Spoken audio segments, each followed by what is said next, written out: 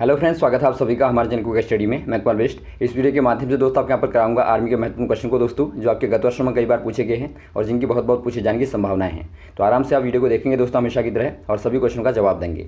और देखिए, शुरू करने के बाद छोटी सी एक दरख्वास्त भी करना चाहेंगे, यदि आपने हमारे चैनल को सब्सक्राइब नहीं किया दोस्तों अभी तक, तो प्लीज़ हमारे चैनल को सब्सक्राइब कीजिए और बेल आइकन को प्रेस करना ना भूलिएगा दोस्तों, ताकि हमारी वीडियोज़ की नोटिफिकेशन आपको प्रथम प्राप्त हो सके। तो आइए शुरू करते हैं आराम से। आप देखिए, पहला क्वेश्चन दोस्तों आपको दिखता है, ब्रिक्स में कितने देश शामिल हैं। दोस्तों यहाँ पर देखिए, ब्रिक्स में कितने देश यहाँ पर शामिल होंगे आपको बताना है। 5 या 4 या 7 या 8। इसमें दोस्तों मुख्यतः 5 देश शामिल हैं दोस्तों, जिनमें से आपका पहला आता है ब्राज़ील, फिर दोस्तों आपका आता है रशिया, फिर आपका आता है इंडिया, भारत भी दोस्तों इसका मेंबर आप याद रखेंगे, और चाइना आता है दोस्तों, और आपका साउथ अफ्रीका भी आता है। तो ये 5 आप याद रखेंगे। इसका उद्देश्य क्या है दोस्तों, ये यहाँ पर देखिए आर्थिक रूप से दोस्तों, अर्थात आप कह सकते हैं अर्थव्यवस्था के आधार पर और दोस्तों राजनीति के आधार पर आपस में सहभागिता निभाते हैं। अगला क्वेश्चन देखता है दोस्तों आपको, भारत में राज्यों का प्रमुख राजस्व स्रोत क्या होता है। भारत में दोस्तों राज्यों का जो प्रमुख राजस्व स्रोत है वो क्या होता है आपको बताना है। सीमा कर होगा, विक्रय कर होगा, या आय कर होगा, या फिर कोई नहीं। ये दोस्तों आपके यहाँ पर होता है विक्रय कर दोस्तों। विक्रय पर लगने वाला जो आपका कर होता है, जो दोस्तों अप्रत्यक्ष कर का एग्जाम्पल होता है एक प्रकार से, तो वो दोस्तों आपका होता है। अगला क्वेश्चन यहाँ पर देखिए दोस्तों, किसान घाट किसकी समाधि है। एक क्वेश्चन दोस्तों आपका समाधि का आधार पर आता है। तो किसान घाट किसकी समाधि हो जाएगी दोस्तों, महात्मा गांधी की, या जवाहरलाल नेहरू, या चौधरी चरण सिंह, या फिर राजीव गांधी। ये दोस्तों हो जाएगी चौधरी चरण सिंह की दोस्तों। ऑप्शन नंबर आपका सी वाला सही हो जाएगा। और यहाँ पर देखिए राजीव गांधी की जो समाधि है दोस्तों, उसको आप क्या कहते हैं, इसे आप दोस्तों वीर भूमि कहते हैं। वीर भूमि आप याद रखेंगे। और वैसे दोस्तों महात्मा गांधी की बार बार आता है, ये आपकी राजघाट कहलाती है। और जवाहरलाल नेहरू की दोस्तों आपकी अभय घाट कहलाती है, आप याद रखेंगे। और वैसे दोस्तों कभी कभी लाल बहादुर शास्त्री जी की भी पूछा जाता है, तो वो दोस्तों आपकी विजय घाट कहलाती है। तो सभी को आप याद रखेंगे। अगला क्वेश्चन आता है दोस्तों आपका, भारत और फ्रांस के बीच किस राज्य में 2019 संयुक्त सैन्य अभ्यास की शुरुआत हुई। 2020 में दोस्तों यहाँ पर देखिए, भारत और फ्रांस की सेना के मध्य में एक संयुक्त सैन्य अभ्यास की शुरुआत हुई दोस्तों। कहाँ पर हुई आपको बताना है। गुजरात में, महाराष्ट्र में, या दिल्ली में, या राजस्थान में। ये दोस्तों आपकी राजस्थान में हुई। ऑप्शन नंबर आपका डी वाला सही हो जाएगा। अगला क्वेश्चन यहाँ पर देखता है दोस्तों आपको, निम्न में से 2011 के अनुसार सबसे न्यूनतम जनसंख्या घनत्व वाला जिला कौन सा वाला है। आपको दोस्तों यहाँ पर देखिए न्यून पॉपुलेशन बतानी है दोस्तों, जहाँ पर सबसे कम पॉपुलेशन डेंसिटी थी, अर्थात दोस्तों सबसे अल्पसंख्या थी। 2011 जनगणना आपको पता है हुई थी इससे पहले दोस्तों, अब 2021 में होगी, 10 वर्ष के बाद में होती है। तो इनमें कौन सा वाला हो जाएगा जिला आपको बताना है। ठाड़ा होगा, या बीकानेर होगा, या भरतपुर होगा, या फिर कोई नहीं। ये दोस्तों आपका हो जाएगा बीकानेर। ऑप्शन नंबर बी वाला सही हो जाएगा दोस्तों।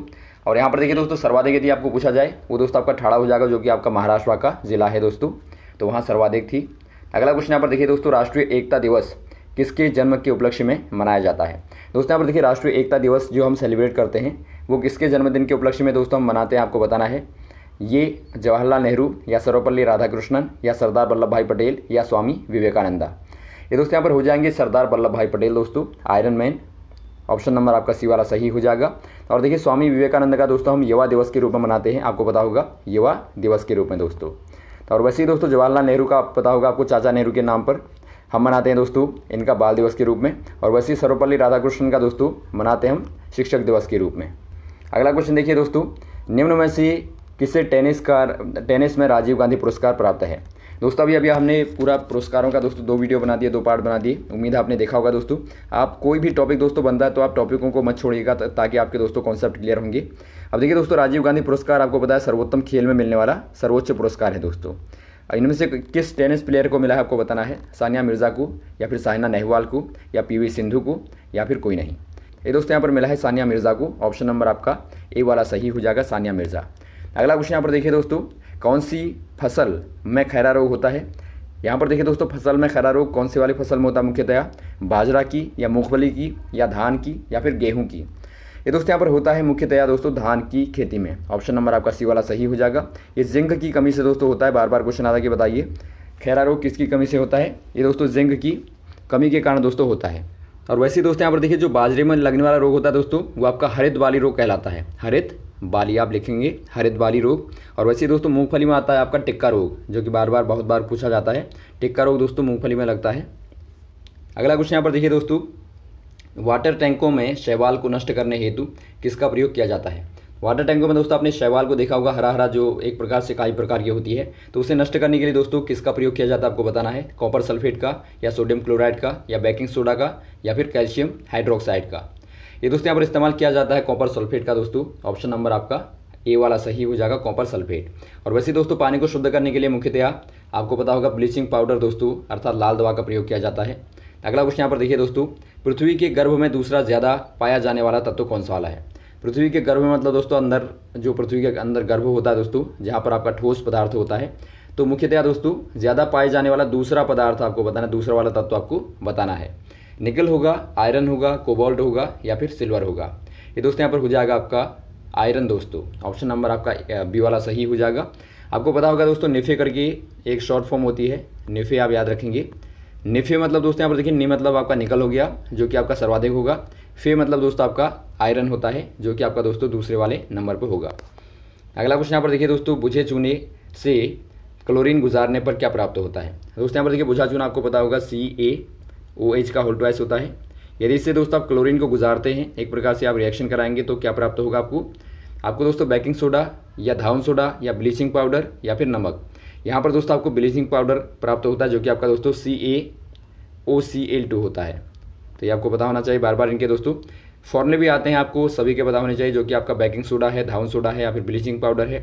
तो इनके दोस्तों आपको बुझा चूना या फिर बिना बुझा चूना, ये सारे के सारे आपको केमिकल फॉर्मूले विद नेम दोस्तों पता होने चाहिए। अगला क्वेश्चन यहाँ पर देखिए दोस्तों, आधुनिक आवर्त सारणी का प्रतिपादन किसने किया? दोस्तों आपको पता होगा जो आपकी मॉडर्न पीरियोडिक टेबल है दोस्तों, वो क्या है दोस्तों? वो परमाणु क्रमांक के अनुक्रमानुपाती फलन होती है, अर्थात दोस्तों वो एटॉमिक नंबर के बेस पे रखी गई है। लेकिन जो शुरुआती थी दोस्तों, जो प्राथमिक थी, वो आपकी थी एटॉमिक मास के अकॉर्डिंग, अर्थात परमाणु भार के आधार पर थी, जो कि दोस्तों बाद में गलत हो गई। तो आधुनिक जो आवर्त सारणी है वो दोस्तों आपके यहाँ पर किसके द्वारा प्रतिपादित आपको बताना है? मेंडेलीफ के द्वारा, मोजले के द्वारा, न्यूलैंड के द्वारा या रदरफोर्ड के द्वारा। ये दोस्तों यहाँ पर देखिए मोजले के द्वारा प्रतिपादित है दोस्तों। ऑप्शन नंबर आपका बी वाला सही हो जाएगा। और मेंडेलीफ ने दोस्तों सर्वप्रथम कोशिश की थी, इनको दोस्तों मेंडेलीफ ने रखने की कोशिश की, उसमें बहुत सारे दोष आ गए, तो बाद में दोस्तों मोजले ने बदली है। तो आपको दोस्तों यहाँ पर देखिए पता होना चाहिए कि ये आपके परमाणु क्रमांक के आवर्ती फलन दोस्तों होते हैं, क्योंकि क्वेश्चन आता है कि बार बार बताइए किसके आधार पर सारणी को रखा गया है, तो वहाँ पर आप कहेंगे परमाणु क्रमांक के आधार पर रखा गया है। अगला क्वेश्चन यहाँ पर देखिए दोस्तों, जिंक ब्लेड किसका अयस्क है? अयस्क मतलब दोस्तों आपको पता होगा जो आपका और होता है दोस्तों, ये एक ऐसा पदार्थ होता है जिससे दोस्तों हम धातुओं को प्राप्त करते हैं। आपको पता होगा दोस्तों जो भी धातुएं हम निकालते हैं, खनिज को निकालते हैं, वो अशुद्ध मात्रा में होता है, उसको दोस्तों बाद में प्यूरिफाई करना पड़ता है, अलग अलग विधियों से दोस्तों उसका प्यूरिफिकेशन होता है। तो अयस्क दोस्तों अशुद्ध मात्रा में रूप में आपका कहलाता है। तो इसमें आपका जिंक प्राप्त होगा, एल्यूमिनियम प्राप्त होगा, लोहा प्राप्त होगा या मैग्नीशियम प्राप्त होगा। इसमें दोस्तों जिंक प्राप्त होता है, तो ऑप्शन नंबर आपका ए वाला सही हो जाएगा, जिंक का एक अयस्क है। और यहाँ पर देखिए दोस्तों जो आपका एल्यूमिनियम का है, पता होगा आपको बॉक्साइड होता है, मुख्यतया बॉक्साइड से दोस्तों एल्यूमिनियम प्राप्त होता है। और लोहा भी दोस्तों वैसे आपका हीमेटाइट से प्राप्त होता है। मैग्नीशियम दोस्तों आपका होता है कार्नालाइट से दोस्तों, कार्नालाइट आप याद रखेंगे, ये दोस्तों मैग्नीशियम का अयस्क होता है। अगला क्वेश्चन यहाँ पर देखिए दोस्तों, किसने न्यूटन से पहले ही बता दिया था कि सभी वस्तुएं पृथ्वी की ओर गुरुत्वाकर्षित होती हैं? दोस्तों यहाँ पर देखिए न्यूटन ने आपको पता होगा गुरुत्वाकर्षण की खोज की थी माना जाता है, लेकिन यदि असल में देखें दोस्तों तो न्यूटन से पहले ही किसी ने बता दिया था कि हर एक वस्तु क्या होती है, पृथ्वी की ओर गुरुत्वाकर्षित होती है। तो बाद में दोस्तों न्यूटन ने प्रूफ किया, तो उनके आधार पर ये नाम दिया गया है। अब यहाँ पर देखिए दोस्तों चाणक्य या ब्रह्मगुप्त या कणाद या फिर कोई नहीं। ये दोस्तों यहाँ पर देखिए ब्रह्मगुप्त ने प्राथमिक तौर पर ही बता दिया था दोस्तों, शास्त्रों में मिलता है। तो ये दोस्तों यहाँ पर देखिए ब्रह्मगुप्त ने पहले ही बता दिया था कि सभी वस्तुएं पृथ्वी की ओर, केंद्र की ओर दोस्तों गुरुत्वाकर्षित होती हैं। और वैसे ही दोस्तों यहाँ पर देखिए कभी आपका आता है परमाणु की सर्वप्रथम खोज किसने की, सर्वप्रथम अवधारणा किसने दी? तो परमाणु की अवधारणा दोस्तों मुख्यतः यदि आप देखें तो कणाद ने दी थी दोस्तों, लेकिन यहाँ पर देखिए बाद में डाल्टन ने 1700 समथिंग में बताया था कि ये परमाणु होता है, इस प्रकार से होता है, तो उनका नाम दे दिया गया कि डाल्टन ने ही प्राथमिक तौर पर परिकल्पना की। जबकि दोस्तों आप देखेंगे तो कणाद ने दोस्तों सर्वप्रथम परमाणु के बारे में बताया था। अगला क्वेश्चन यहाँ पर देखिए दोस्तों, मस्तिष्क का वह हिस्सा जो श्वास को नियंत्रित करता है। दोस्तों यहाँ पर देखिए अभी आपको हमने एक पार्ट कराया था, जहाँ पर दोस्तों आपको हमने नियंत्रण एवं समन्वयन का पूरा पार्ट कराया था, और वहाँ पर दोस्तों आपको मस्तिष्क के सभी भागों के बारे में बताया था और कार्य भी बताया था दोस्तों, कौन सा वाला मस्तिष्क कौन सा वाला कार्य करता है। 3 भाग होते हैं मुख्यतया, जिनमें आपका प्रमस्तिष्क और अनुमस्तिष्क और मेडुला आता है। तो इनमें दोस्तों यहाँ पर देखिए मुख्यतया जो श्वास को नियंत्रित करता है दोस्तों वो आपका मेडुला होता है। मेडुला आपका होता है दोस्तों मेडुला ऑब्लिगेटा कहलाता है। तो ऑप्शन नंबर आपका सी वाला सही हो जाएगा। और वैसे ही दोस्तों आपका चेतन अवचेतन को परमस्तिष्क अर्थात दोस्तों सेरिब्रम करता है, मेमोरीज आपकी जो भी होती है। और अनुमस्तिष्क दोस्तों एक प्रकार से संतुलन का कार्य करता है, जो आपका हमारा पीछे होता है दोस्तों, सेरिबेलम कहते हैं आप इसे इंग्लिश में। तो ये दोस्तों एक प्रकार से संतुलन का कार्य करता है। तो ये रही दोस्तों महत्वपूर्ण वाले क्वेश्चन जो आपने यहाँ पर देखी। उम्मीद आपको अच्छे लगे होंगे, समझ में आए होंगे दोस्तों। यदि आपको वीडियो पसंद आया हो तो आप जरूर लाइक करें, शेयर करें दोस्तों, ताकि सभी लोगों तक पहुँचे। Okay, thanks. जय हिंद, जय भारत, शुभ रात्रि।